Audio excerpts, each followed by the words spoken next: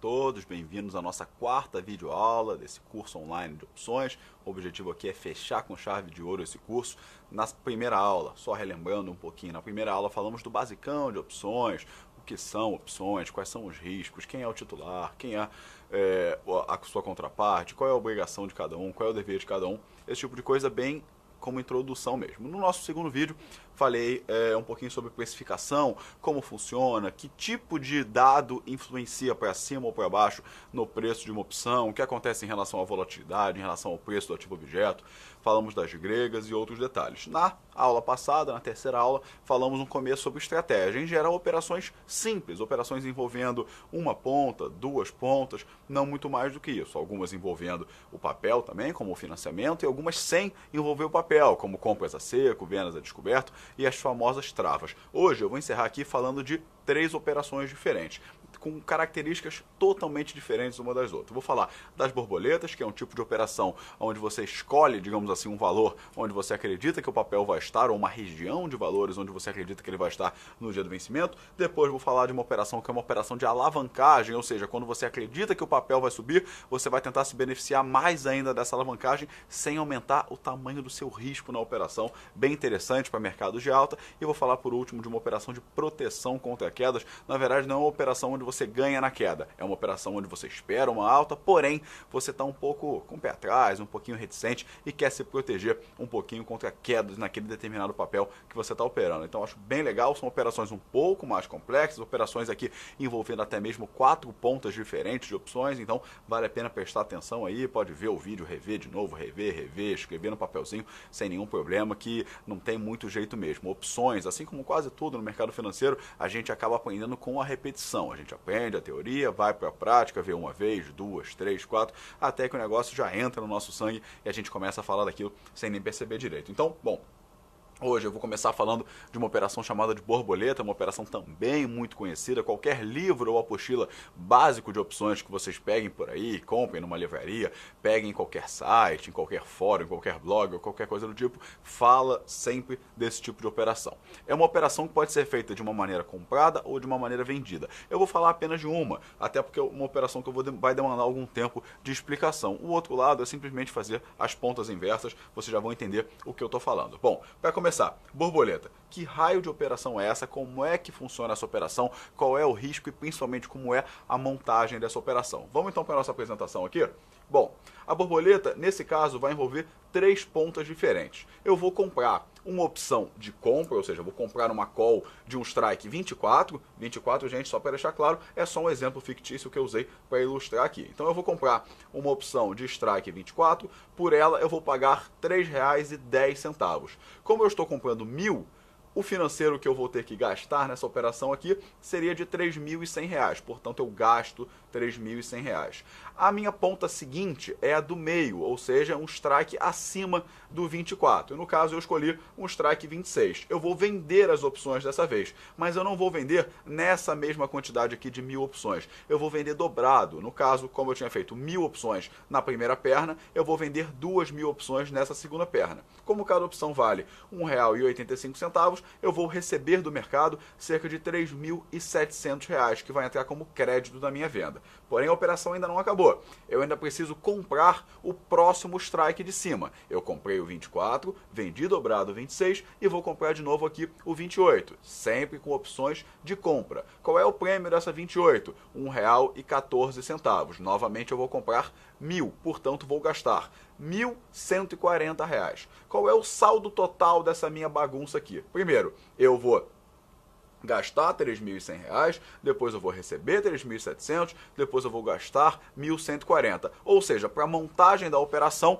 eu gastei um total de R$ 540. Isso é o débito que eu vou fazer na montagem da minha operação. Agora vamos tentar entender. Eu compro um strike numa quantidade X, vendo num strike superior numa quantidade 2 vezes aquela inicial, portanto 2x, e eu compro de novo um strike superior, no caso 24, 26, 28. Algumas dicas, tá? Não é regra, ela não precisa ser necessariamente assim, porém é muito bom que você faça sempre uma borboleta simétrica, que é muito mais fácil para você elaborar os seus cenários, muito mais fácil para você fazer conta. Repetindo, não é uma regra, mas uma borboleta simétrica é muito mais fácil fácil de se trabalhar. E aí você vem me pergunta, Daniel, o que é uma borboleta simétrica? É quando você tem a diferença entre os strikes igual. Por exemplo, eu poderia comprar o strike 24, vender o strike 26, ou seja, R$2 de distância, e comprar de novo o strike 27. Não tem nenhum problema, não tem nada que impeça eu fazer a operação dessa maneira. Continua sendo uma operação de borboleta, só que uma borboleta assimétrica. Por quê? O meu strike central 26 tem R$2 de distância para o 24 e R$1 de distância para o 27. Portanto, como eu falei, o ideal é simétrico. Faça, por exemplo, os strikes 10, 11, 12, ou 10, 12, 14, ou 10, 13, 16, sempre com a mesma distância do strike central para o strike de baixo e também para o strike de cima. Isso, repetindo, não é uma regra, é só para facilitar o nosso dia a dia. Agora a gente vai entender a operação. Vamos lá. Paguei R$540. Deixa eu mostrar primeiro o gráfico de payout, que eu acho que fica mais fácil da gente entender o que acontece em cada um dos casos. Vamos dar uma olhada na tela?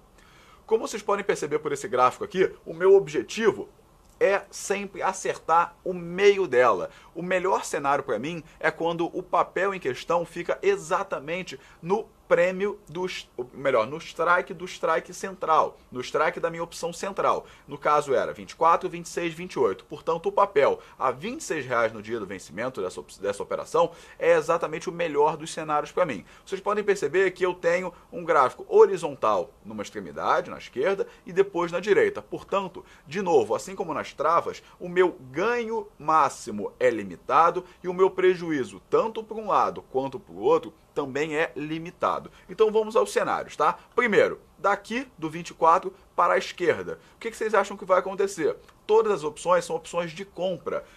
Se o papel estiver abaixo do 24, não importa exatamente onde, pode estar no 23, no 22, no 21, não importa. A qualquer lugar abaixo do 24, que é o strike inferior, ninguém vai querer exercer o direito de comprar de alguém a um valor superior àquilo. Eu tenho o direito de comprar 24, não quero. Tenho o direito de comprar 28, não quero. Alguém tem o direito de comprar de mim a 26, também não vai querer. Então o que acontece com todas as opções?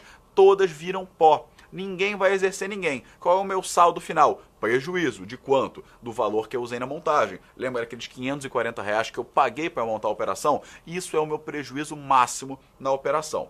Vamos agora lá na outra extremidade. O papel no dia do vencimento acima dos R$28. Imagina o papel, por exemplo, a R$30. Bom, eu tenho o direito de comprar 1.000 papéis a 24, afinal, estou comprado nessa opção. Tenho também o direito de comprar 1.000 papéis a 28. Então eu vou comprar 1.000 a 24, 1.000 a 28. Vamos simplificar aqui, fazer um preço médio das minhas compras. É como se eu tivesse o direito de comprar 2.000 papéis a R$26, correto?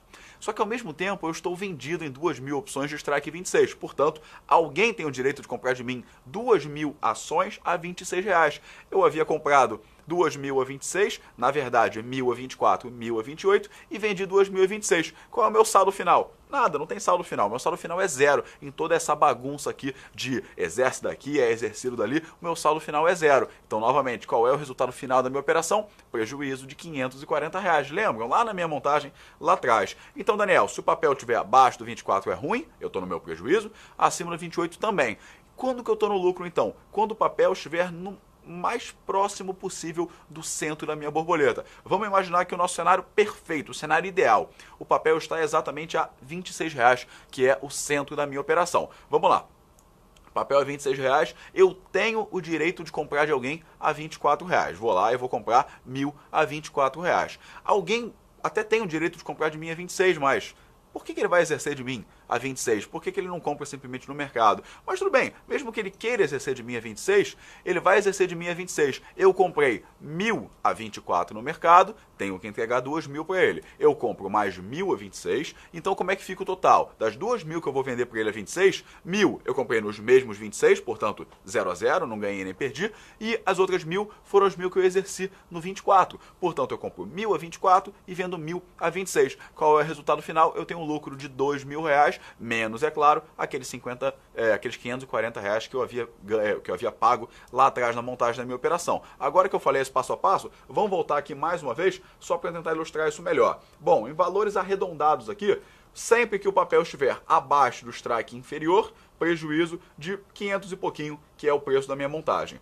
Acima do strike superior, que é o 28, também prejuízo de 500 e pouquinho, que foi o que eu paguei pela minha montagem. E o meu melhor cenário lá em cima, um ganho de quanto? R$2.000, que eu havia ganho na diferença, menos os R$500 de entrada. Portanto, um ganho próximo a R$1.500. Se o papel for um pouquinho para cima do 26 ou um pouquinho para baixo do 26, o meu ganho vai ser levemente inferior àqueles R$1.500. Mas aí a gente vai ter que calcular cenário a cenário. E se o papel tivesse a R$25,90? E se o papel estivesse a R$26,20? A gente vai ter que calcular cenário a cenário, porém sempre ganhando dinheiro quando o papel estiver próximo dos R$26, ok? Então, para deixar claro, a borboleta é uma operação onde eu espero que o papel, no dia do vencimento, esteja dentro de um determinado range.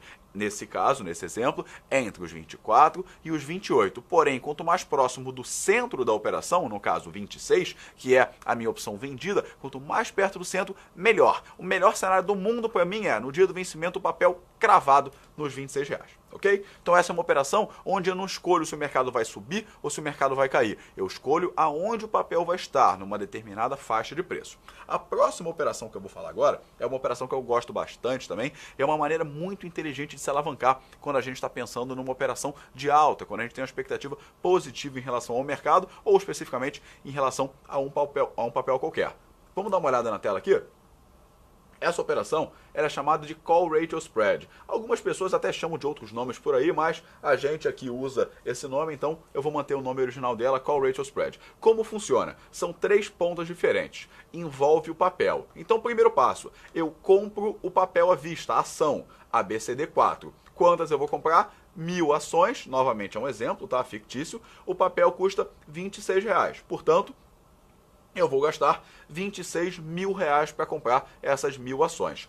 Logo em seguida, eu compro uma outra opção de compra. No caso, eu botei aqui o strike 26. Isso não é uma regra, não precisa ser exatamente no mesmo valor onde o papel está. Mas, em geral, a gente monta essa operação ou com esse strike comprado muito próximo do valor ou um pouco acima do valor do papel. Então, as sugestões, nesse caso, seriam, por exemplo, o strike 26 ou o strike 27. Eu não costumo fazer essas operações, por exemplo, no strike 23 ou então no strike 30, nem muito para baixo, nem muito para cima. Então a sugestão aqui, pessoal, fica próximo dos R$26, que é quanto vale o papel à vista, ou levemente superior a isso. Quanto vale cada uma dessas opções? Elas valem R$1,80. Como eu estou comprando 1.000, eu estou gastando mais R$1.800. A operação não acaba aqui. Eu ainda tenho outra venda, dessa vez uma venda dobrada. Em qual strike? No strike superior àqueles 26. No caso aqui, eu escolhi 28. E eu já vou explicar por que eu escolhi exatamente o 28 e não o 27 ou o 29, por exemplo. A explicação é essa. O prêmio dessa opção é de 90 centavos. Portanto, como eu estou vendendo 2.000, eu vou receber quanto? R$1.800. Vocês lembram lá atrás que quando eu comprei aquelas 1.000 opções de strike 26, era R$1,80 cada uma. Portanto, eu paguei isso daqui, ó. R$1.800. E agora, na venda dobrada, eu estou recebendo os mesmos R$1.800. Portanto, a parte das opções não teve nenhum custo para mim, porque eu paguei R$1.800 e recebi R$1.800. Então, qual é o preço de montagem da operação? R$26.000. R$26.000 é exatamente o preço que eu havia pago pelo papel especificamente. Vamos supor agora que eu não montei tudo isso, não fiz todo esse grupo de opções aqui. Eu não conheço nada disso, simplesmente comprei o papel porque acredito que ele vai subir. Quanto eu vou gastar para comprar 1.000? R$26.000. Então é exatamente igual. Não tem um custo operacional para fazer isso, não tem um custo de montagem para fazer isso, porque o prêmio das opções vai se anular, ou muito próximo de se anular. É o que eu falei ainda agora. Como é que eu vou escolher o strike da opção que eu vou vender? A minha sugestão, de novo, não é regra, é uma sugestão pessoal. Eu sugiro que vocês peguem o strike na hora de vender, peguem um strike cujo prêmio seja mais ou menos a metade do prêmio que você havia comprado antes. Então, valores fictícios. Comprei o strike 26 a 1,80. Vamos supor que o strike 27 estivesse valendo 1,20. Eu não vou pegar, porque um não é a metade do outro. E o 28 valia 90 centavos. Às vezes não é 90, mas é 95 ou 85, muito próximo da metade daquele strike comprado em 1,80. Eu vou fazer isso justamente para quê? Como eu vou vender o dobro dessa, eu vou acabar recebendo o mesmo dinheiro que eu paguei na primeira parte. Então minha sugestão é isso, monte a operação de graça, porque se ela der errado, você não tem nenhum prejuízo adicional. Beleza, montei tudo isso. O que eu quero com isso? É uma operação de alta ou uma operação de baixa? É uma operação de alta. Eu vou tentar alavancar os meus ganhos no mercado. Primeiro, vamos imaginar aqui o pior cenário, só para saber se faz sentido a montagem dessa operação. Vamos dar uma olhada no gráfico aqui mais uma vez? Vocês podem perceber que quando o meu gráfico está abaixo dos R$26, a minha linha laranja, que é a linha da operação, está exatamente igual à minha linha pontilhada. A linha pontilhada é a linha de quem simplesmente compra o papel e não faz mais nada. Como assim? Por quê? O que acontece nesse caso? Imagina o seguinte, o papel no dia do vencimento estava a R$25, abaixo dos 26 que ele estava na hora da montagem da operação. Bom, eu tenho direito de comprar de alguém a 26. Não sou louco, não vou exercer. O papel está valendo 25 no mercado, eu não quero comprar de ninguém a 26. Alguém tem o direito de comprar de mim a 28. Certamente esse cara não vai exercer esse direito de comprar de mim a 28. Para que ele vai comprar de mim a 28 se no mercado está valendo 25? Ou seja, a minha opção comprada vira pó, a minha opção vendida também vira pó. O que eu faço com o papel que eu comprei a 26? Vendo a 25. E se eu não tivesse montado nada disso, tivesse só comprado o papel a 26, eu ia vender a 25 do mesmo jeito. Ou seja, em caso de insucesso da operação, se o papel não subir, eu não tenho nenhum prejuízo adicional. Eu tenho prejuízo? Tenho, claro que eu tenho prejuízo. Comprei a 26, vendi a 25, tive um prejuízo de R$1. O meu ponto é, eu não tenho nenhum prejuízo a mais por conta dessa operação. O fato de ter montado essa operação com as opções não aumenta o tamanho do meu prejuízo caso o papel caia. Então, em caso de queda do papel, eu não estou perdendo nada a mais. Eu só estou perdendo a mesma coisa que eu já estaria perdendo se eu simplesmente tivesse comprado o papel e nada mais. Vamos falar das partes mais interessantes agora. Vocês repararam? Vamos dar uma olhada no gráfico? Vocês repararam que tem uma parte onde a minha curva laranja simplesmente dispara para cima, muito mais do que a linha azul. Por quê? É aí onde entra a magia da operação, digamos assim. É onde entra a parte legal dessa alavancagem. De novo, para tentar exemplificar de maneira mais clara, eu vou botar um exemplo utópico, o melhor dos exemplos para a gente. No dia do vencimento, o papel está valendo R$28. Ou pode ser até um pouquinho acima, R$28,5, R$28,10, R$28,20, ali, por volta de R$28. Aí a gente pensa, bom, comprei 1.000 papéis a R$26, beleza. Ao mesmo tempo, eu tenho o direito de comprar mais 1.000 papéis, já que eu tenho 1.000 opções, a R$26 também. Então eu vou lá e faço o quê? Compro mais 1.000 papéis a R$26. E aí eu vou vender como? Se o papel está acima dos R$28, alguém vai exercer o direito de comprar de mim 2.000 papéis a R$28, correto? Se eu tivesse só comprado no papel e mais nada, eu teria comprado ele a 26, subiu até o 28, vendo no 28. Ganhei quanto? R$2 por papel. Ponto final, acabou minha operação. Com o Call Ratio Spread, eu tenho os meus 1.000, tenho o direito de comprar mais 1.000. Então, os 1.000 que eu comprei a 26, vou vender a 28, ganhei R$2 em cada um, só que além disso eu tenho mais 1.000 opções onde eu compro o papel a 26 e também sou exercido a 28. Então eu ganho mais R$2. Se numa operação só com papel e mais nada eu ganharia R$2, nesse caso eu estou ganhando R$4. Ou seja, eu estou alavancando os meus ganhos em até 100%. O meu ganho está sendo dobrado para cima. Se o papel subir R$2, eu vou ganhar R$4. Então, se o papel subir R$1,80, eu vou ganhar R$3,60. Se o papel subir R$1,50, eu vou ganhar R$3. Eu vou ganhar o dobro do que o papel subir até o valor desse strike. Quanto eu paguei para montar essa operação? Nada, não paguei nada. Eu tinha pago R$1,80 na opção, só que eu tinha recebido também 90 centavos por 2 vezes mais opções. Então, no 0 a 0, eu não tenho pagamento para montar essa operação. E aí você vai pensar, pô, Daniel, tem alguma coisa errada nesse negócio aí. Se o papel cai, eu não tenho mais prejuízo. Se o papel sobe, eu ganho até em dobro. Às vezes pode ficar um pouco menos do que o dobro, mas em geral, algo muito próximo do dobro. Sem pagar nada, tem alguma coisa errada. Não é que tem alguma coisa errada. Existe um outro ponto onde eu vou ser, digamos, menos beneficiado por uma alta no papel. Como? Vamos dar uma olhada no gráfico mais uma vez? A gente percebe que a partir dos R$28, a minha linha laranja se transforma numa linha horizontal. Por quê? Eu estou vendido em opções de strike 28. Portanto, se o papel continuar subindo, for até o 29, o 30, o 31, o 50, 1.000, para mim tanto faz. Eu serei obrigado a entregar o papel a 28. Portanto, o meu ganho, que no caso seria de R$4, né? R$2 em cima do papel, mais R$2 em cima da opção, seria o meu limite. Então, quando que eu tenho perda. Na verdade, não é uma perda, é uma baita de um ganho. Mas quando que eu estou pior que o mercado? Quando o papel dispara tão forte, mas tão forte, mas tão forte, que... Lembra que eu ganhava R$4 na minha operação com as opções? Se o papel subir, só ele, mais de R$4, a operação deixa de valer a pena. Eu continuo ganhando R$4, continuo ganhando bastante dinheiro. Porém, se eu tivesse só comprado no papel e mais nada, eu estaria ganhando mais dinheiro. Exemplo tópico aqui de novo. O papel disparou, foi até o R$32, por exemplo. Estou comprado no papel a 26. Fui exercido a 28, ganhei R$2 no papel, R$2 nas opções, ganhei R$4, correto? Beleza, meu ganho continua limitado ali. Se eu tivesse só comprado o papel e mais nada, comprei o papel a 26, vendi o papel a 32, quanto eu estou ganhando? R$6. Então, no caso, se eu tivesse comprado só o papel e mais nada, eu estaria melhor do que com toda essa operação que eu montei. Então, o único caso onde essa operação é pior do que simplesmente comprar o papel e mais nada, é quando o papel dispara realmente de uma maneira absurda, sobe muito, muito, muito mais do que você previa inicialmente. Eu esperava que ele fosse subir X e ele subiu 10X. Nesse caso, você não perde. Você ganha menos que o mercado. Como eu falei, você continua ganhando 4, e é bastante. Só que se o mercado subir 10, e aí? Você não vai ficar tão contente assim. Poxa, eu podia ter ganho 10, só estou ganhando 4. Então, é um detalhe que vale ser observado nessa operação. O único lado ruim dessa operação é isso, se o papel subir demais. Se ele cair, tanto faz, com operação ou sem operação. Se ele subir um pouco até determinado valor, muito melhor com operação. Se o papel simplesmente explodir para cima, subir muito, muito, muito mesmo, você estaria ganhando mais dinheiro sem a operação toda, comprando só no papel. Então, esse é o passo a passo da nossa operação, ok?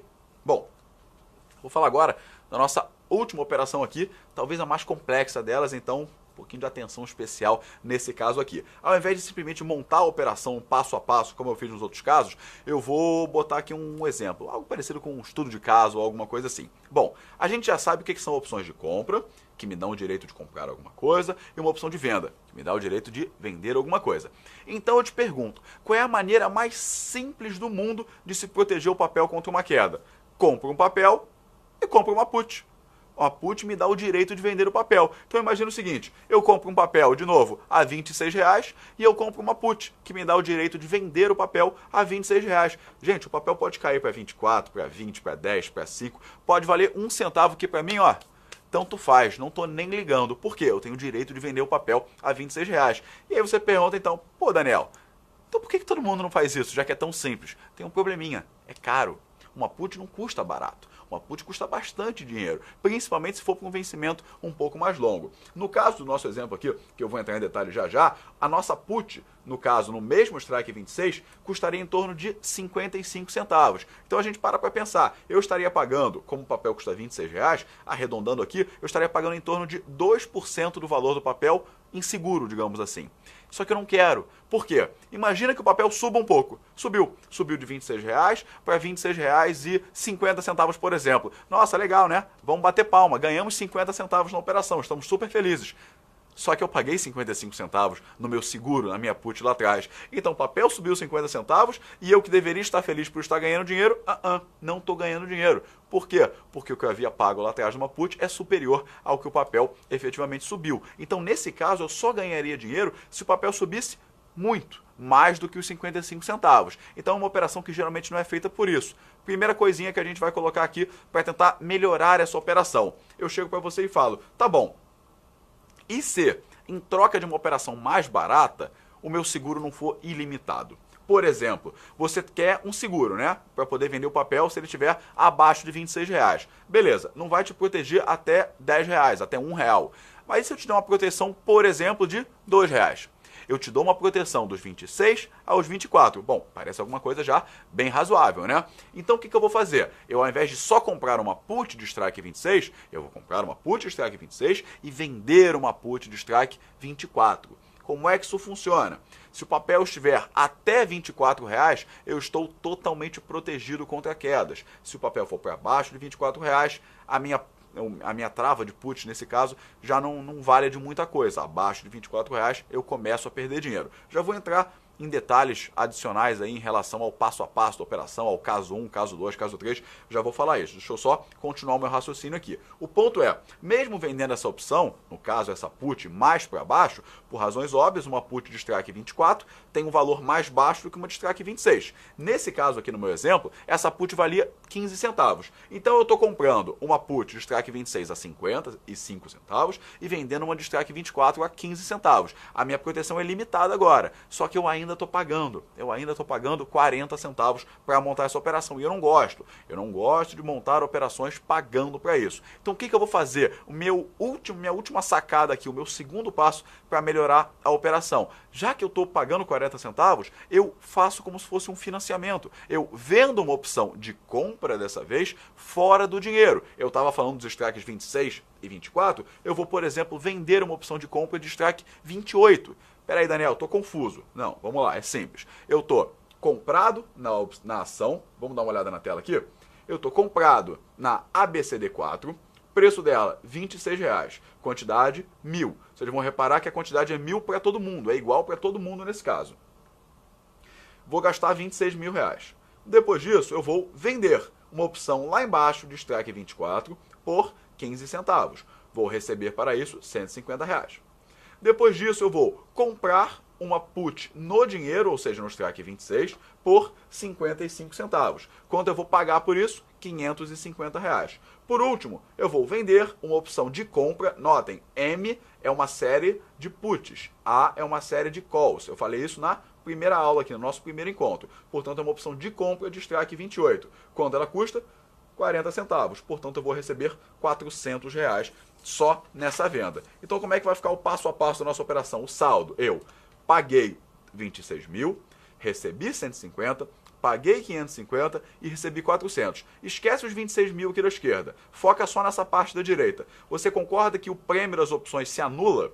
O que eu paguei na put de strike 26 é a mesma coisa que eu recebi na venda da 24 e na venda da call a 28. Portanto, a montagem da minha operação, mais uma vez, é de graça. Eu não estou pagando nada para montar essa operação. Então a minha operação é uma put central comprada, uma put lá embaixo vendida e uma call lá em cima também vendida.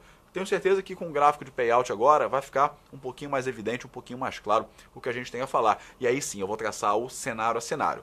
Vamos dar uma olhada na tela aqui para a gente entender. Imagine que o papel caia dos 26 até os 24. Por exemplo, no dia do vencimento o papel está aqui no meio, a R$ 25. O que acontece? Bom, alguém tem o direito de comprar de mim a 28. É claro que esse alguém não vai querer. Alguém tem o direito de vender para mim a 24. Só que o papel está a 25, esse cara não vai querer vender para mim a 24. Então qual é a única put que vai ser exercida? A de strike 26. Eu tenho o direito de vender para alguém a R$ 26. Portanto, qualquer lugar aqui entre o 24 e o 26, eu que havia comprado o papel lá no 26, vou exercer o meu direito e vou vender para alguém a R$ 26. O que acontece nesse caso? A minha operação está protegida. O papel pode estar no 26, no 25,50, no 25, no 24,50, no 24. Em qualquer lugar aí, eu vou exercer o meu direito de comprar o papel a 26. Portanto, eu não tenho nenhum prejuízo. Eu tenho uma proteção dos 26 até uma queda nos 24. Eu estou totalmente protegido nessa operação. Eu não perco nenhum dinheiro. Como eu disse lá atrás, essa proteção, esse seguro, não é ilimitado. No caso do meu exemplo aqui, ele vai só até os R$ 24. Por quê? Vamos imaginar agora outro exemplo, pior, que o papel cai até R$ 22, por exemplo. Bom, eu estou comprado no papel a 26 e eu tenho uma put. Eu tenho o direito de vender para alguém a R$ 26. Só que tem outro cara que comprou de mim uma put de strike 24. Esse cara tem o direito de vender para mim a R$ 24. Qual é a minha situação então? Eu sou obrigado a comprar dele a 24, o mercado lá na 22. Eu sou obrigado a comprar dele a 24, só que eu tenho o direito de vender para alguém a 26. Portanto, só nessa troca aqui de pegar dele a 24, repassar para outra pessoa a 26, eu ganhei R$ 2. E eu continuo com o meu papel original, comprado a R$ 26, que nesse momento está a 22. Em condições normais, eu estaria tomando um prejuízo de R$ 4. Mas com esse put spread que eu acabei de mostrar aqui no exemplo, eu estou ganhando R$ 2. Ou seja, eu tenho uma proteção de R$ 2. Para baixo dos 24, eu perco dinheiro. Eu começo a entrar no prejuízo. Porém, é um prejuízo reduzido em R$ 2. Por exemplo, papel no 26, no início da operação. Se ele cair até 23, ele caiu R$3. Quanto eu perco? 1. Se ele cair até o 20, quanto ele está caindo, em condições normais eu perderia R$6. Quanto eu estou perdendo? 4. Ou seja, para baixo dos R$24, eu perco o que o papel cair, menos 2. Afinal, R$2 é o tamanho da minha proteção. Então, para baixo eu já achei que eu estou protegido contra quedas. Era a minha intenção. Só que, para não pagar nada e estar protegido, eu tenho que abrir mão de alguma coisa. Do que? Vamos para o gráfico mais uma vez aqui. A gente vai reparar que depois dos R$28, a minha linha laranja também se torna horizontal. Por quê? Porque acima de R$28, as puts não vão dar exercício. Ninguém vai querer vender para ninguém a 24 ou a 26 se o mercado está acima de 28. Por exemplo, a 29. O que vai acontecer aqui? A operação vai funcionar muito parecida com um financiamento. Eu estou comprado no papel a R$26 e alguém vai querer que eu venda para ele a 28. Para mim não tem nenhum problema, eu vou ter que me desfazer da minha ação, é verdade, só que eu tinha comprado a 26, não montei nada, não paguei nada para montar essa operação toda e vou repassar para alguém a 28, quanto eu estou ganhando? R$2. Então a Fence, em resumo, é uma operação onde eu vou tentar não pagar para montar. Acontece em casos onde a gente tem que pagar, ou até mesmo onde a gente recebe um pouco. Mas a moral da história, o ponto principal é fazer esse arranjo de put central, put inferior e call superior, fazer esse arranjo de maneira que o que você vai comprar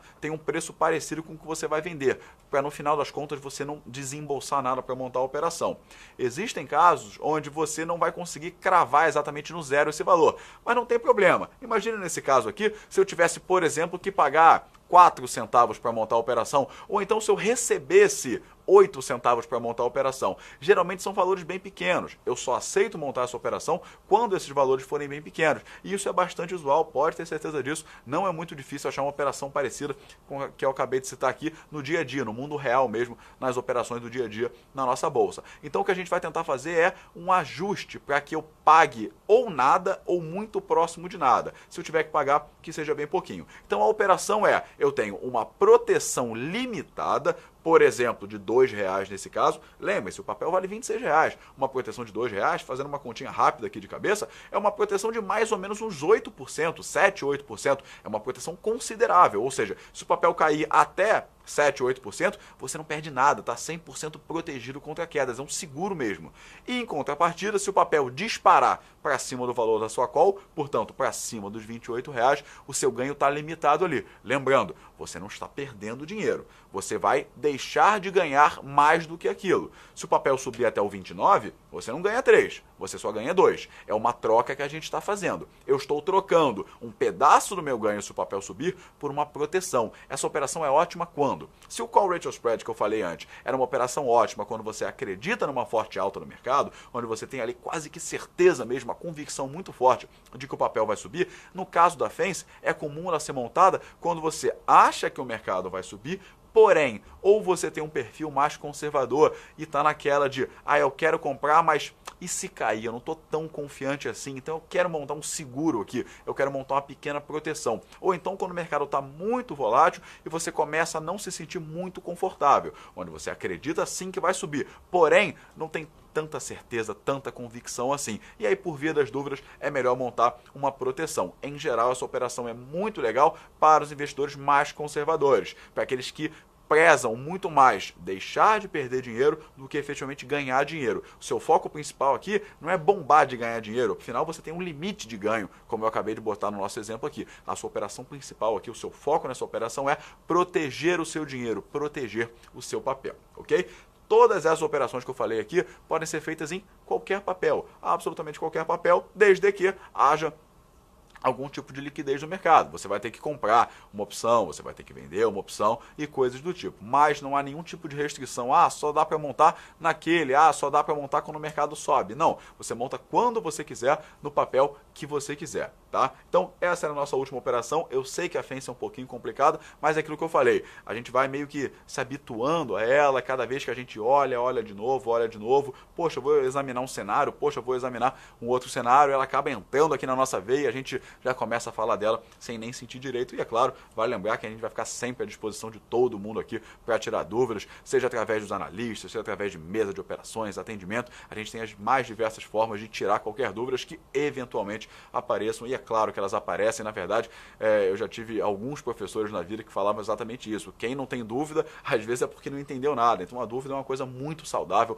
uma coisa que vai aparecer com o tempo à medida que você for se aprofundando naquilo. O ideal é não ficar com essa dúvida. Pergunte para quem for, procure em sites, procure em livros, fale com a gente, fale com os assessores, fale com mesa de operações, fale com todo mundo, mas não deixe a dúvida na sua cabeça. E principalmente, nunca monte uma operação, qualquer das operações que eu falei aqui, se você não tiver total ciência do que está fazendo, se você não tiver entendido 100% da sua operação.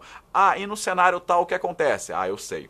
E no cenário tal o que acontece? Ah, eu sei. Para quê? Para que ninguém seja pego de surpresa nunca. Então, estudo é o primeiro passo. Quando a gente está macaco velho, como dizem por aí, naquela operação ali, você já saca tudo dela, está super acostumado com ela, aí sim a gente vai e monta a nossa operação de verdade no mercado. Sugiro, inclusive, muitas pessoas gostam de fazer isso, montar operações fictícias antes de entrar no mercado de verdade. Algo do tipo, se eu fosse comprar aquele papel que eu queria comprar agora e eu quisesse montar essa operação aqui, como seria? Aí você vai lá, dá uma olhada nos prêmios das opções. Ah, eu compraria essa, eu venderia essa, eu faria isso com essa. Bota lá, bota num papelzinho, bota num caderno, bota no Excel, bota num bloco de notas, bota em qualquer lugar. Para quê? No dia do vencimento você vai lá e pensa, bom, sem a operação o meu resultado seria esse, com a operação o resultado seria esse. Não é que essa operação é legal aqui? Então assim, faça isso sem pressa, sem se jogar no mercado, aprenda bastante antes de colocar isso em prática, ok?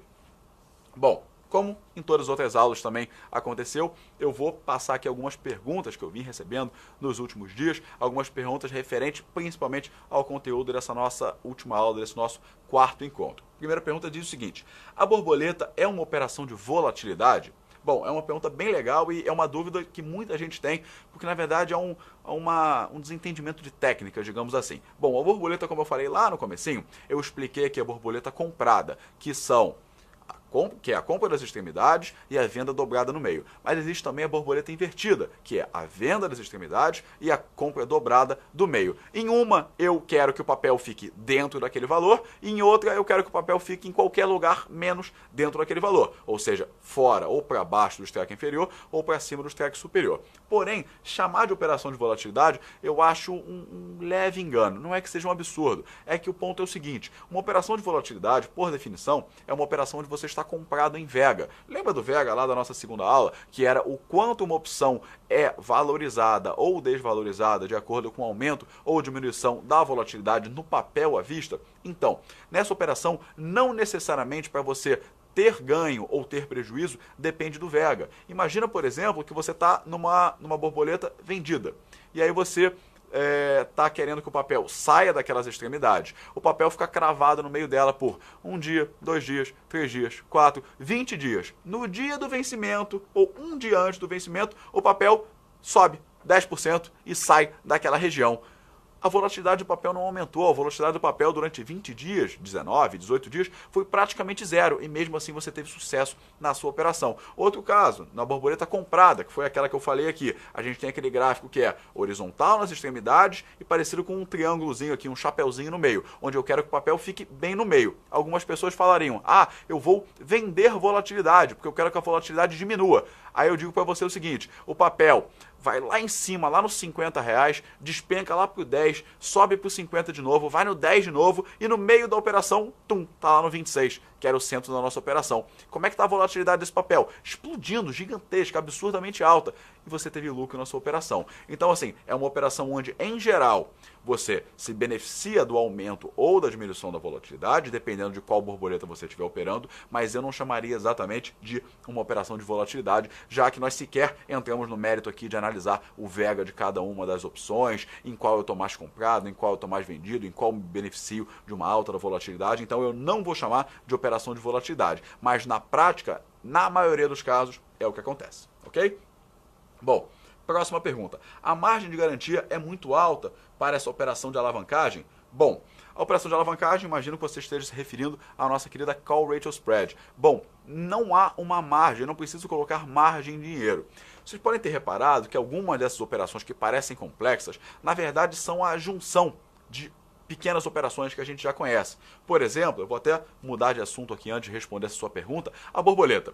Vocês devem lembrar do primeiro exemplo da aula de hoje. Eu comprei o Strike 24 em 1.000, vendi 2.000 no Strike 26 e comprei 1.000 no Strike 28. Imagina quebrar essa operação. Sabe aquelas 2.000 do Strike 26? Racha no meio. Joga 1.000 para um lado e 1.000 para o outro. Vocês concordam que eu tenho uma trava de alta entre os strikes 24 e 26, com 1.000 opções, e uma outra trava de baixa entre os strikes 28 e 26, também com 1.000 opções? Então eu tenho uma borboleta, na verdade são duas travas, uma para cima e uma para baixo. O Call Ratio Spread é a mesma coisa. Eu estou comprado na ação, comprado numa opção e vendido em dobro na outra opção. Imagina, de novo, quebre esse dobrado de opções em 2. O que resta para a gente? Seguindo os números do nosso exemplo aqui, nos strikes 26 e 28, né? Eu tenho ao mesmo tempo uma trava de alta comprado no strike 26, vendido no strike 28, portanto uma trava de alta de 1.000, que por definição não tem chamada de margem, e além disso eu tenho a minha outra metade, que é o quê? Eu estou comprado no papel à vista e vendido nas opções de strike 28. Qual é o nome dessa operação? É um financiamento. Então, na verdade, uma borboleta é a junção de uma trava de alta com uma trava de baixa. E ao mesmo tempo que isso, o meu Call Ratio Spread, que é a operação a qual você se referia aqui, é ao mesmo tempo um financiamento, comprei o papel e vendi a opção, e uma trava de alta, comprei o strike 26, vendi o strike 28. Então, não tem nenhum problema com chamada de margem muito alta ou algo parecido com isso. Apesar de alguns terem essa ideia inicial, opção é sempre arriscado, sempre chama margem enorme, nem sempre isso é verdade. Todas as operações que a gente falou aqui são operações bem tranquilas. Em poucas operações eu estou com um risco muito alto. No Call Ratio Spread, que é uma operação de alavancagem, onde você, em geral, quais são as operações de alavancagem que se conhecem, que se falam? Operações, por exemplo, com lotes muito grandes em índice futuro, que permitem uma alavancagem muito alta, operações de conta-margem, operações a termo. Pensa só, numa operação a termo, se você comprar 2 vezes o valor do seu capital e o papel subir X, você ganha 2x, correto? Então a alavancagem é parecida com a do Call Ratio Spread. Qual é a diferença? Que se o papel cair x, você também perde em dobro. E no Call Ratio Spread você só tem um dobro na alta. Na queda não é em dobro. Na queda é só x. Na alta que é 2x. Então essa operação não é arrojada como, ou arriscada, né? Talvez seja uma palavra melhor, como alguns possam entender num primeiro momento. São operações bem tranquilas que eu falei aqui. Terceira pergunta. Se essa fence que protege contra quedas, porque eu nunca vejo ninguém usando essa operação? Olha, por puro desconhecimento. Até pouquíssimo tempo atrás, o mercado brasileiro de puts praticamente não tinha liquidez nenhuma. Durante muito tempo, e aí muito tempo mesmo, eu estou falando de 20 anos atrás, o que tem liquidez no mercado de derivativos aqui no Brasil são opções de compra de um papel, 2 papéis. Lá atrás já tivemos liquidez para opções de Paranapanema, de NET, de Telemar, e desde então isso veio evoluindo, e hoje a gente consegue aí alguns bons papéis de grande liquidez, aí, os papéis tops nos seus setores, papéis de grande peso na composição do índice Bovespa, que tem liquidez no mercado para opções de compra e também para opções de venda. Então por que as pessoas não conhecem? Boa parte das pessoas, inclusive quem está assistindo esse vídeo, eu tenho certeza que é o primeiro contato com puts. Nunca tinha ouvido falar em puts, ou se tinha ouvido falar, é aquele ouvir falar lá longe, sabe? Ouvi um burburinho lá no fundo, mas não sabia em detalhes o que era. Então a maioria das pessoas não tem consciência do que é, não sabe o que é. Então ela é uma operação muito boa para te proteger contra uma queda, e as pessoas em geral não usam. Não só ela, mas as outras também, por puro desconhecimento, ou às vezes por pressa, querem um ganho rápido demais. Infelizmente, em um bom tempo de corretor, um bom tempo de mercado financeiro, o que eu vejo as pessoas usando no mercado de opções? Principalmente operações com calls, onde você compra a opção, no caso, esperando aquela valorização meteórica de 100%, 50%, 200%. E na grande maioria das vezes, acreditem, não dá certo. Eu conheço muito mais pessoas que perderam grande quantidade de dinheiro operando assim, do que 1 ou 2 pessoas que ganharam uma grande quantidade de dinheiro operando só assim, tá? Então, das pessoas que eu conheço, pessoas que eu tenho algum tipo de contato, é muito difícil ganhar dinheiro só comprando a opção. Porém, a pessoa fica seduzida. A pessoa é seduzida por um número, um percentual muito alto. Você às vezes até fala, eu nunca mais vou operar esse negócio. Aí 2 meses depois você olha ali o seu olho brilhando para a tela e você vê uma opção subindo 4.000%. E você fala, ai meu Deus, 4.000%, eu arrumava a minha vida, nunca mais precisava fazer nada. Só que a chance de você acertar aquele 4.000% é uma chance muito, muito pequena. Então eu acho muito mais tranquilo, muito melhor, muito mais saudável montar operações mais estruturadas, como as que a gente falou aqui, como a Fence, não só a Fence, outras também, dependendo da situação no mercado, do que você tentar se alavancar muito rapidamente numa opção. Infelizmente as pessoas acabam correndo para a maneira mais simples. A gente consegue ver uma coisa mais ou menos parecida mesmo no mercado à vista. É só você pegar principalmente investidores de porte menor. É muito mais comum que eles estejam operando papéis de centavos, por exemplo, do que as grandes blue chips como Petro, Vale, CSN, Itaú, Bradesco, papéis realmente de grande porte. Então é uma pressa você ver o papel subindo 10%. Nossa, esse papel aqui subiu 10% por dia nos últimos 3 dias. Um papel de grande liquidez, de grande porte, dificilmente faz isso. Só que ele acaba ganhando muito mais consistência. As pessoas optam pelo que é difícil de acontecer, porém se acontecer é um ganho muito maior. Eu particularmente sou contra, eu não gosto, mas aí também não estou aqui para julgar ninguém, isso fica a critério de cada um é dono do próprio dinheiro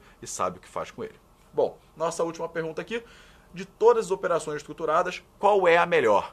É uma pergunta até interessante, eu não havia parado para pensar nisso, mas não tem uma operação melhor. A operação melhor ou a operação pior vai depender de duas coisas. Primeiro, quem é você?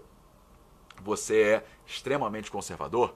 Você é extremamente arrojado? Se você é o cara mais arrojado no mundo, mais arriscado no mundo, uma compra de opção a seco, no seu caso, pode ser até uma coisa legal, pode ser uma coisa que você goste. Se você é um cara extremamente conservador, você vai querer fazer o quê? Você vai querer fazer uma venda coberta dentro do dinheiro, bem lá para dentro do dinheiro, para ter uma proteção muito grande contra quedas, ou então uma operação de Fence para te dar uma proteção aí de 8, 10, 12% contra quedas.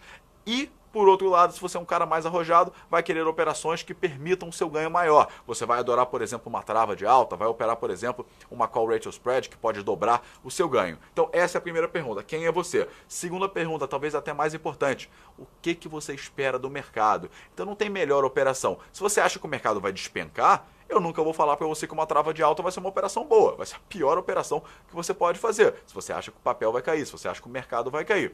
E se você acha que o mercado vai disparar, não faz nenhum sentido fazer uma venda coberta lá dentro do dinheiro, fazer uma trava de baixa, fazer uma venda descoberta de opções ou até mesmo fazer uma Fence. Uma Fence é uma operação que te dá uma proteção, porém você abre mão dos ganhos em determinado valor. Então você vai estar tendo certeza que o mercado vai disparar e vai montar uma operação que limita o seu ganho. Então, assim, não tem uma operação melhor, não tem uma operação pior. Você vai ter que responder essas duas perguntas. Quem é você? Qual é o seu perfil? Que tipo de operação você aceita? Qual é o nível de risco que você aceita? Você prefere proteção? Você prefere alavancagem? E o segundo caso, que talvez seja o mais importante, que é o que você espera do mercado. Uma operação de call ratio spread é uma operação que eu acho linda, uma operação que eu acho fantástica. Só que se você acha que o mercado vai cair 10% nos próximos dias, não faz nenhum sentido você montar. Da mesma maneira que uma trava de alta é uma operação muito conhecida, e se você acha que o mercado vai cair 20%, não faz o menor sentido você montar uma trava de alta. Então eu acho que você vai ter que responder essas duas perguntas. Depois que as duas forem respondidas, você mesmo vai saber sozinho, vai vir automaticamente na sua cabeça, aí no seu olho, e você mesmo vai entender qual é a melhor operação. Não tem melhor operação, é a que se adequa melhor ao seu perfil e ao momento de mercado que você vive. Ok? Bom, gente, era o que eu tinha para falar aqui. Espero que tenham aproveitado essas nossas 4 aulas.